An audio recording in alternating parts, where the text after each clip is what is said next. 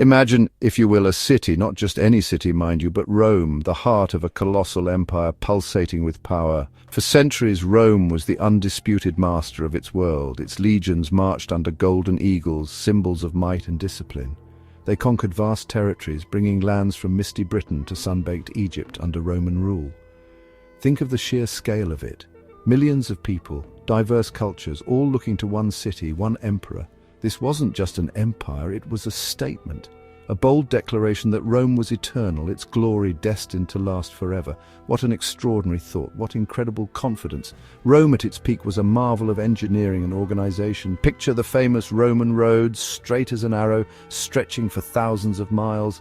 These weren't just pathways, they were arteries carrying soldiers, traders and messages swiftly across the empire. And the aqueducts, oh, those magnificent structures bringing fresh water to bustling cities, a testament to Roman ingenuity.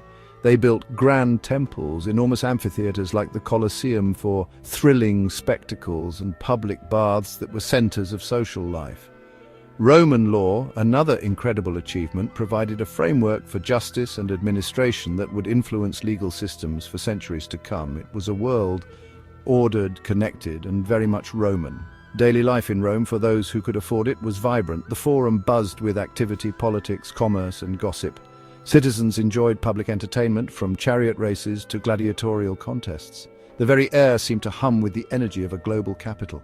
There was a sense of belonging, of being part of something immense and significant, Romanitas or Romanness. This feeling of shared identity, despite the empire's diversity, was a powerful unifying force. Of course, life wasn't glamorous for everyone, particularly the vast numbers of enslaved people who did much of the hard labor. But the image Rome projected was one of unparalleled grandeur and sophisticated living. This golden age, often associated with emperors like Trajan and Hadrian, seemed unshakable. The empire was a well-oiled machine, its borders secure, its provinces relatively peaceful. The Mediterranean Sea was often called Mare Nostrum, our sea, proudly claimed by the Romans. It seemed as though this magnificent civilization had solved the puzzle of perpetual power and prosperity. The gods themselves, it was believed, favored Rome. But even in the brightest sunshine, shadows can begin to lengthen.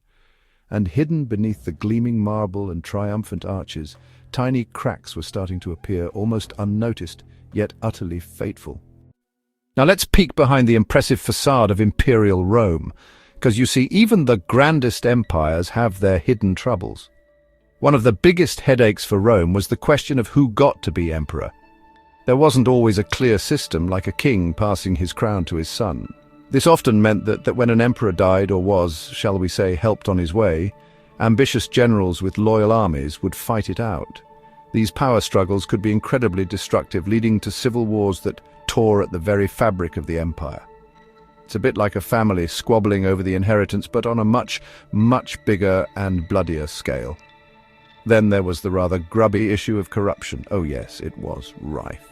Some officials saw their positions not as a public service, but as a chance to line their own pockets. Bribery was common, and justice could sometimes be bought. This not only made ordinary people cynical and resentful, but it also weakened the government. Money that should have gone into public works or paying soldiers might end up in private villas. This sort of thing doesn't just happen overnight, it creeps in like a slow rot, undermining the foundations. And when people lose faith in their leaders and institutions, things start to get very wobbly indeed. And what about luxury? Rome became incredibly wealthy, and with wealth came a taste for the finer things in life. Some historians, especially Roman ones looking back, tut-tutted about this. They worried that too much extravagance, too many lavish banquets and opulent lifestyles were making Romans soft and decadent. They feared that the hardy, disciplined spirit that had built the empire was being eroded by pleasure-seeking. While this might be a bit of a moralizing view, it's true that a vast gap grew between the super-rich elite and the impoverished masses. This inequality created social tensions, a simmering discontent that could easily boil over. Another significant issue was the empire's increasing reliance on enslaved people. So much of the economy, from farming vast estates to working in mines, depended on slave labor. This had several negative effects. It discouraged innovation in labor-saving technologies, because why bother when you have cheap human toil? It also meant that large numbers of free citizens, particularly small farmers, found it hard to compete and often drifted to the cities. unemployed and reliant on state handouts like the famous bread and circuses. These underlying weaknesses, like hidden termites, were slowly but surely eating away at the mighty structure of Rome, even while it still looked magnificent on the outside. Fast forward to the 3rd century AD and things really started to go pear-shaped for Rome. This period is so dramatic, historians call it the crisis of the 3rd century, and believe me, it was a crisis. Imagine nearly 50 years where emperors came and went like actors in a badly managed play. Many of them were barracks emperors, proclaimed by their soldiers and often meeting a sticky end at the hands of those very same troops or a rival general. It was a chaotic merry-go-round of ambition, betrayal, and murder. Stability? Forget about it. The empire was constantly on the brink of, or actually in, civil war. This political turmoil had a devastating impact on the economy. With emperors changing so frequently and wars raging, trade was massively disrupted. The value of Roman coins plummeted as desperate rulers debased the currency, mixing less precious metal with silver to make more coins to pay their armies. This led to rampant inflation. Prices for everyday goods went through the roof, making life incredibly hard for ordinary folk. Farmers struggled to sell their produce, and artisans found it difficult to get raw materials. The intricate economic web that had supported the empire's prosperity was fraying badly. It was a truly frightening time to be alive. As if internal problems weren't enough, the wolves were truly at the door. On the eastern frontier, a new and powerful Persian empire, the Sassanids, emerged. They were a serious threat, capable of inflicting major defeats on Roman armies. In the north, along the Rhine and Danube rivers, various Germanic tribes, Goths, Franks, Alemanni, were becoming more restless and aggressive. They launched raids deep into Roman territory, plundering towns and causing widespread panic. The Roman legions, stretched thin and often busy, fighting each other in civil wars, struggled to defend the vast borders. It was like trying to plug multiple leaks in a very large, very old dam. The sheer pressure was immense. The empire even briefly split into 3 competing parts during this crisis: the Gallic Empire in the west, the Palmyrene Empire in the east, and the Central Roman state. It felt as though everything was falling apart. Emperors like Aurelian, known as Restorer of the World, fought valiantly to pull things back together, and he did manage to reunite the empire. But the crisis left deep scars. It showed just how vulnerable Rome had become. The old confidence was shaken. The sense of invincibility was gone. The storm had been weathered, just about, but everyone knew more bad weather was likely on its way. After the terrifying chaos of the 3rd century crisis, a strong hand was desperately needed at the tiller. That hand belonged to an emperor named Diocletian. He was a tough soldier, and he realized that the empire, as it was, had become almost ungovernable by one man alone. It was simply too big, its problems too numerous. So Diocletian came up with a radical solution. He decided to share the imperial power. Around 286 AD, he introduced what became known as the Tetrarchy, or rule by 4. He appointed a co-emperor, Maximian, and each of them then appointed a junior emperor or Caesar. What a shake-up. The idea behind dividing the power was primarily practical. 2 senior Augusti and 2 junior Caesars could better manage the vast empire, especially its sprawling borders. One could focus on the threats in the east, another on the west. It was meant to provide more effective administration and a smoother succession, hopefully avoiding those dreadful civil wars. Diocletian himself took charge of the eastern part, which was wealthier and more urbanized. This division, though initially administrative, began to highlight the existing differences between the Greek-speaking east and the Latin-speaking west. It was like drawing a line down the middle of a grand old house. Then came Constantine the Great, another towering figure. After Diocletian, the Tetrarchy system didn't last long in its original form, and Constantine fought his way to become sole emperor. But he too recognized the importance of the East. In 330 AD, he made a truly momentous decision. He founded a new capital city, Constantinople, on the site of the ancient Greek city of Byzantium.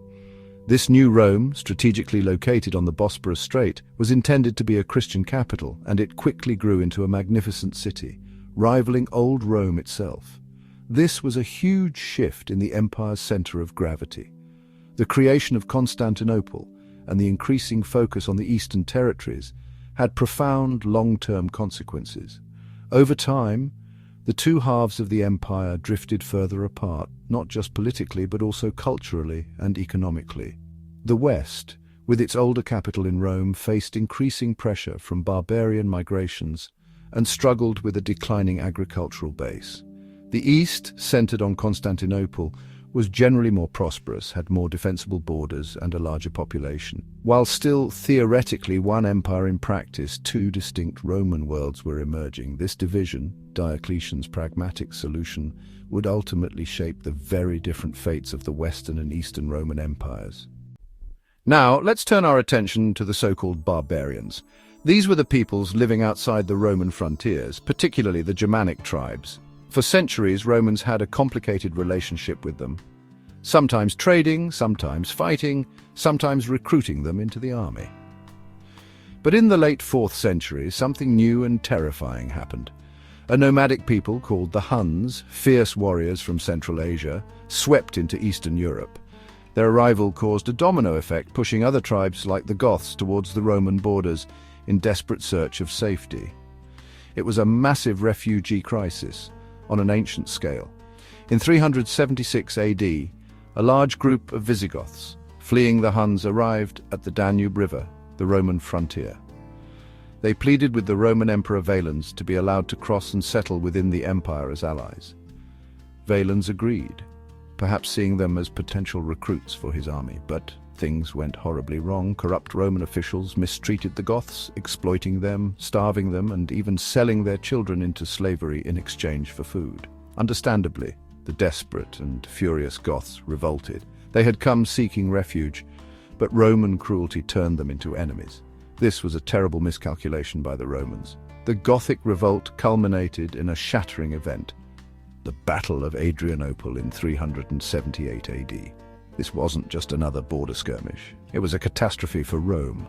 The Roman legions, long considered invincible, were utterly defeated by the Gothic heavy cavalry. Emperor Valens himself was killed in the fighting, a Roman emperor slain in battle by barbarians. The psychological shockwaves were immense. It was a stark warning that the Roman military machine was no longer an unstoppable force. The Goths had shown that they could not only resist Rome, but decisively beat its armies on Roman soil. This battle is often seen as a major turning point. The aftermath of Adrianople was profound. The Romans were forced to make treaties with the Goths, allowing them to settle within the empire with a large degree of autonomy. This was a new development. No longer were barbarians simply being absorbed and Romanized. Now, distinct barbarian groups were living inside Roman borders, often under their own leaders, a sort of state within a state. This set a dangerous precedent. The Goths at the gate had not just knocked, they had kicked the door down, and the empire would never be quite the same again. The warning signs were flashing bright red. The lessons of Adrianople were hard-learned, or perhaps not learned well enough. The presence of large groups of armed Goths within the empire created ongoing instability. Enter a man named Alaric. He was a Visigoth, possibly of noble birth, who had served in the Roman army, but he felt his people were constantly being short-changed and disrespected by the Roman authorities. Alaric was ambitious and a capable leader. He wanted land, gold, and official recognition for himself and his followers. When his demands were repeatedly ignored or met with disdain by the Western Roman court, his frustration grew. He decided to take what he felt was owed. So, in 410 AD, something truly unthinkable happened. Alaric and his Visigoths marched on Rome itself. For 800 years, since the Gauls had done it in 390 BC, the city of Rome had not been captured by a foreign enemy. It was the eternal city, sacred and seemingly inviolable, but Alaric besieged it, and after a series of negotiations and betrayals, his forces entered the city. For 3 days, the Goths looted Rome. While Alaric reportedly ordered his men to spare churches and avoid wholesale slaughter, the psychological impact of the sack was devastating across the Roman world. The symbolic heart of the empire had been violated. It was a humiliation of unimaginable proportions. The sack of Rome in 410 AD wasn't the end, but it was a terrible blow. The Western Roman Empire continued its slow, painful decline. Emperors in the West became increasingly weak, often mere puppets controlled by powerful barbarian generals who commanded the Roman armies. Figures like Stilicho, a Vandal, and Aetius, who famously defeated Attila the Hun, wielded the real power behind the throne. These generals were often capable, but their barbarian origin sometimes made them suspect in the eyes of the Roman elite, leading to intrigue and assassination, which only further destabilized the situation. The empire was eating itself from within, even as its enemies pressed from without.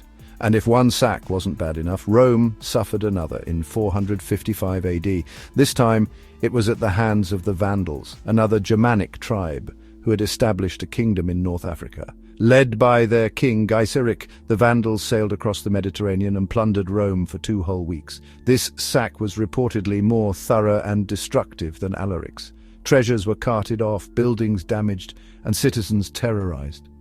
The city that had once ruled the known world was now a repeated victim of its former subjects and enemies. The authority of the Western Roman emperors was crumbling, their effective control shrinking with every passing decade. The final decades of the Western Roman Empire were a rather sad and undignified affair. The real power was often not with the emperors in Ravenna, the Western capital by then, but with barbarian military commanders. These masters of soldiers appointed and deposed emperors almost at will. The emperors themselves were often young, inexperienced, or simply figureheads, their names now largely forgotten footnotes in history. The very idea of a strong central Roman authority in the West was becoming a distant memory. Provinces were lost, either conquered by barbarian groups or simply drifting away as Roman administration collapsed. It was a slow, agonizing fade rather than a sudden, dramatic explosion. In 475 AD, a Roman general named Orestes, who was of Pannonian origin, drove out the Western Emperor Julius Nepos. Orestes then did something rather peculiar. He proclaimed his own young son as the new emperor. This boy emperor was named Romulus Augustus, often called Romulus Augustulus, meaning Little Augustus or Augustus the Lesser. How ironic. The founder of Rome was Romulus, and the first Roman emperor was Augustus. Now the one who would be considered the last Western Roman emperor bore both their names, but in a diminished, almost pathetic form. He was just a teenager, a pawn in his father's power games. The reign of Romulus Augustulus was very short. In 476 AD, a Germanic chieftain named Odoacer, who led a mixed group of barbarian soldiers in Roman service, demanded land in Italy for his troops. When Orestes refused, Odoacer and his men revolted. They captured and executed Orestes. Then Odoacer marched to Ravenna. He deposed the young Romulus Augustulus, but here's the thing. Odoacer didn't proclaim himself emperor, nor did he bother to appoint another puppet. He simply sent the imperial insignia, the diadem, the purple robe, to Zeno, the Eastern Roman emperor in Constantinople. His message was clear. The West no longer needed its own emperor. And so, quietly, without a major battle, the Western Roman Empire simply ceased to be. But was this truly the end of Rome? Well, yes and no. The Western Roman Empire as a political entity was gone, yet the Eastern Roman Empire, which we now call the Byzantine Empire, continued to thrive for another 1,000 years, preserving Roman law, traditions, and Christian faith. And even in the West, Rome's legacy was immense and enduring. The Latin language evolved into the Romance languages. Roman law shaped European legal systems. The Christian Church, which had grown within the empire, became a dominant force. Roman roads, buildings, and ideas about governance and civilization lived on, shaping the new kingdoms that emerged from the empire's ruins. Rome, the empire, fell, but Rome, the legend, Rome, the idea, was just beginning its next chapter. Absolutely fascinating, isn't it?